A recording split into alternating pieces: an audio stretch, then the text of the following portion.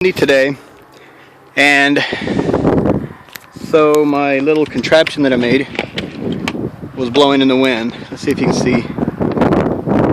I'm standing still so you can see how much it's, woo, that was a big one. That's how much it's blowing. You can see my truck out there. I was shooting up the hood of my truck with a Blackhawk Sportster bipod,